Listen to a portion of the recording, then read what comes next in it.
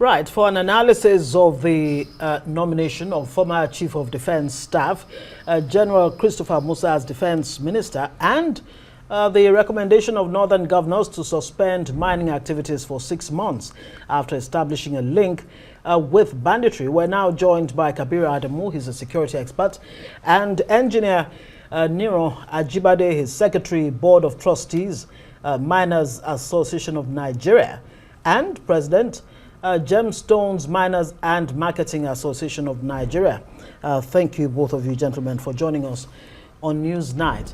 I'm trying to, just think in my head where exactly to start with. Is it the 6-month suspension of mining activities in Nigeria, or the fact that Nigeria is about to get a new Minister of Defense? But let me start with you, Engineer Niran Ajibade, your Secretary, Board of Trustees, Miners Association. Now, NSCDC's report in March of this year, that's the Nigeria Security and Civil Defense Corps, actually revealed that there is a nexus between banditry and illegal mining. Well, the question is, should this suspension be blanket? Because we're hearing it has to do with mining generally and not necessarily illegal mining. Does it amount to throwing away the baby with the bathwater? Your thoughts? I think you are very correct about that. We don't want to throw away the baby with the bathwater. And we must distinguish between what is legal, legitimate mining and illegal mining. Because the thing is that the legitimate miners, they are well known. They are known to the federal government and they are all licensed and they are fulfilling all their obligations under the mining law. In fact, they create employment opportunity and a lot of economic activities, and they ensure security in their immediate area of operation. So they are adding value and they are even kind of battling insecurity.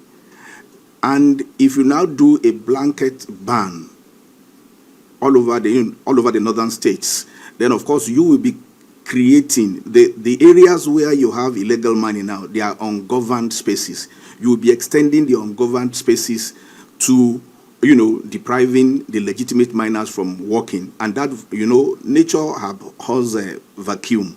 Definitely, if you ban the legitimate miners, they will, of course, obey the law. But the illegal miners, they are not, obeying any law. So definitely they will move into all those spaces, and then that will create more insecurity. Well, Dr. Adamu, let me come to you. Since we're starting with mining, does the evidence actually suggest the nexus between mining and banditry or terrorism, as it should be in Nigeria, because we have gazetted bandits as terrorists? So is there a nexus really? And to what extent is that nexus between mining and insecurity? And how realistic is this ban, across board, when you think about the scale and, of course, artisanal mining?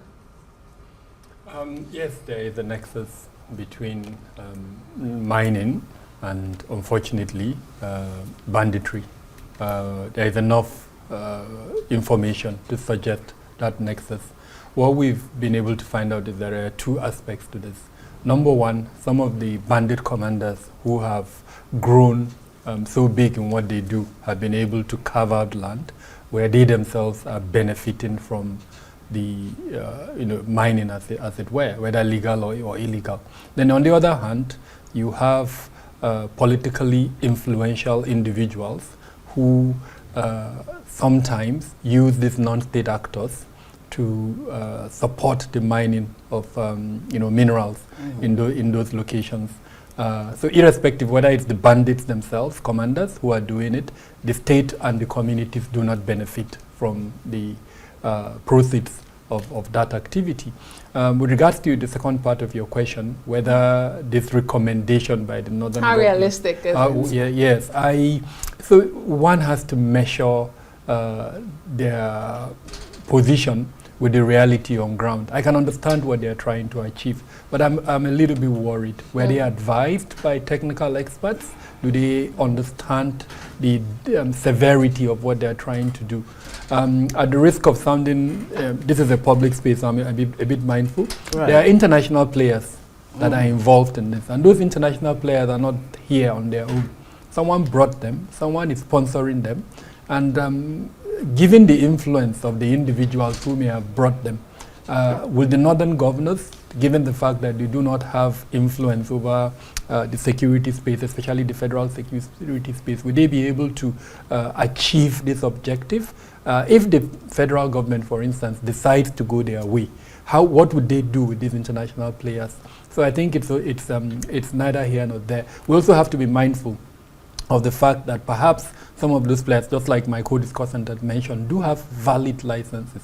And those licenses have to do with investment agreements that sometimes include contracts. So what's going to happen with those contracts? Yes, the possibility of you declaring force majeure is there. But what if, for instance, this does not constitute force majeure? So I think it's something that we need to measure. Is there a challenge? Yes, there is a challenge, no doubt about it. But I do not think moving from 0 to Z is the way to address that challenge. We can, like they did mention, the objective is to do an audit and identify those that are actually mined. Do we have to shut down mining before we do an audit? So I guess that's a $1 million question. Yeah. All right, let me come back to you, Engineer Ajibade. So, I mean, no doubt there is a nexus. There is a link between insecurity, banditry, and terrorism, and of course, illegal mining, or mining in general, as far as the northern governors, believe. But what would you recommend in terms of checking illegal mining, especially with the fallout on, Nigeria's security? And what would you say is the cost to the economy if indeed, this ban subsists? Is it a ban or a suspension? A suspension, actually. That if for 6 months, what do you think it will cost the Nigerian economy? How much damage really would it do to the economy? And how can illegal mining really be checked? Well, I think the illegal mining, like I said earlier on, we must actually separate illegal mining from legitimate and legal mining.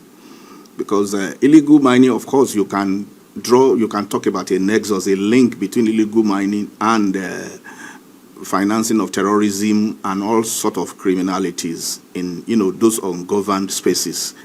But when it comes to legal mining, and also if you don't have any license, I think it is illegal and it stays banned. So it's not a question of even suspending it. It is now for the government, the federal government, to build the capacity to be able to properly regulate that sector. If you don't have a license, let them go after those illegal miners and make sure that they are not really operating. And then clean those spaces, and then of course also encourage, because in the case of legal miners, they have what we call environmental, obligations to fulfill. They have community development obligations to fulfill. So they definitely contribute positively to the community in which they are operating.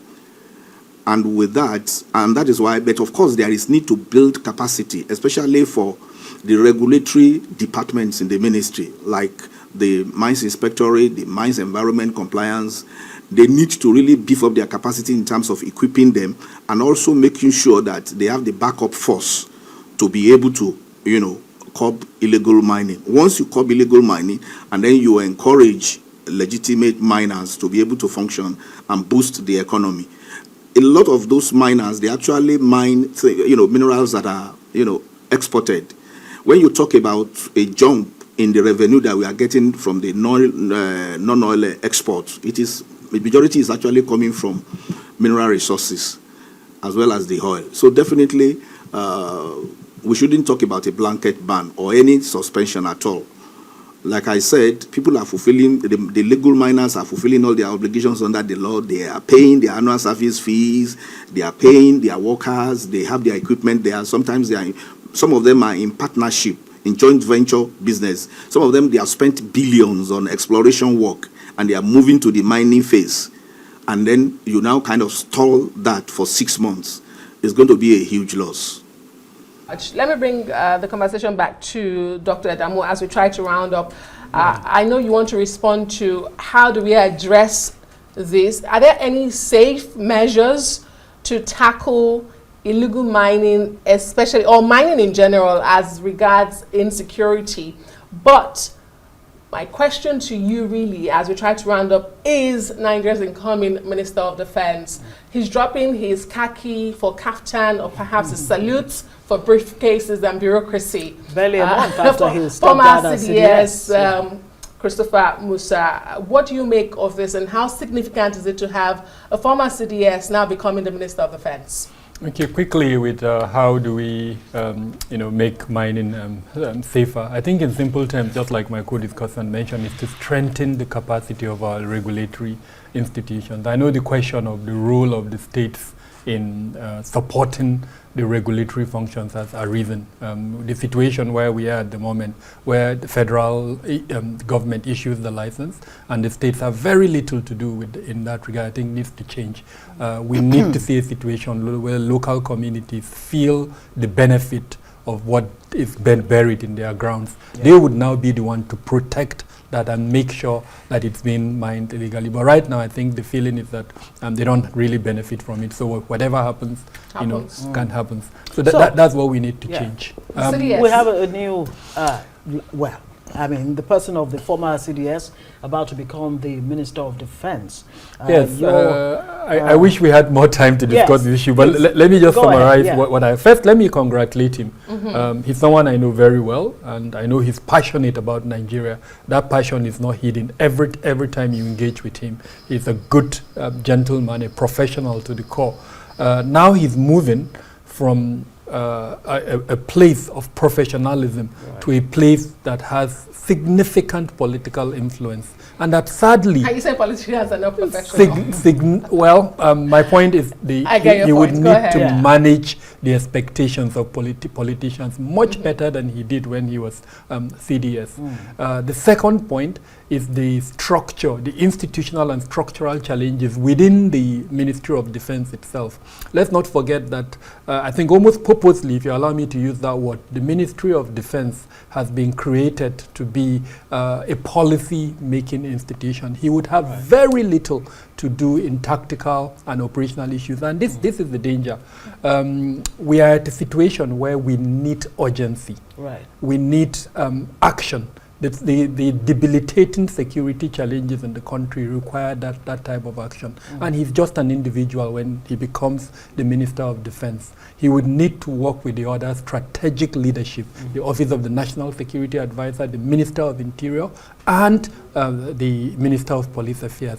Now, if there are weaknesses in those other places, even if he's an angel, he's not going to succeed. Very quickly, I do hope that the president is looking at the gaps in the other areas so that he blocks them. The over-concentration on the military will not get us anywhere. The challenges affecting this country are internal security challenges. We need to pay attention, the same attention we're paying to the military, we need to pay attention to the other agencies. So I'm hoping that the security sector reform that the president is embarking on will be holistic. It won't just stop at the ministry.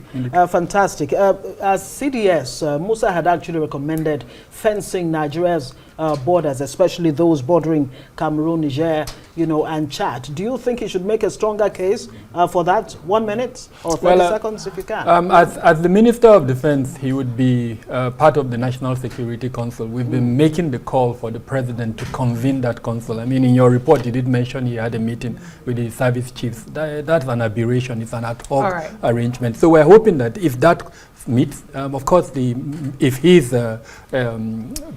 he's confirmed by the Senate, he can at that council make such a recommendation. Thank you very much, Dr. Kabir Adamu, security expert, for sharing your thoughts on these stories, as well as Niran Ajibade. He's the Secretary Board of Trustees, Miners Association of Nigeria, as well as the President, Gems Those Miners and Marketing Association of Nigeria. Thank you, gentlemen, for being here. Thank you for having me.